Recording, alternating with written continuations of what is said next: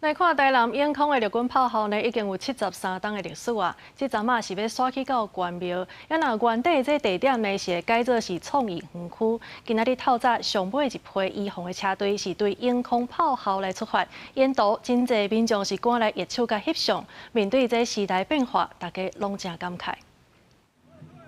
落尾一批的医防队伍拢总有13车，当要出发沿中山南路赛，要去关庙新的陆军炮兵训练指挥部。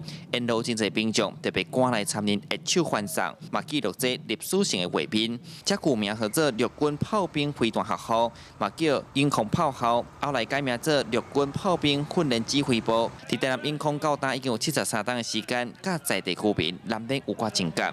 做伙久啊，搁阮而家做生意，互因就是有一个大家互相啦。哦，就唔甘的着。就唔甘的点啊。有危险啦吼，阮会当去叫阿兵哥来甲阮斗帮忙啊。国军大概拢出动人力来协助地方各种灾害救援。牵线落尾一天，当地嘛有真侪里长要带里民入去营区来怀念。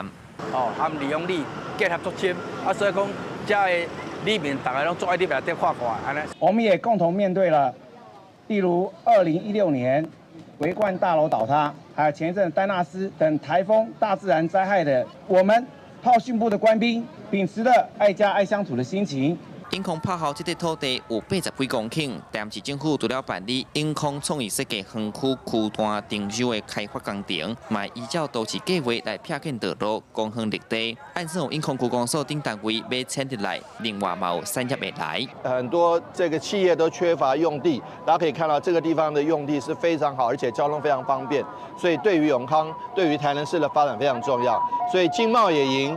机关也赢，然后市民朋友得到休闲空间，更是一大赢家。永康炮校过去当年正做台美防空飞弹接装的平台，前后建议各界推动超过20档。到达永康炮校已经搬去关庙的唐山营区，市府嘛伫人口上侪永康区，得到一大地宝贵的发展北地，回顾历史难免有唔甘，更加侪是对未来整个城市的唔望。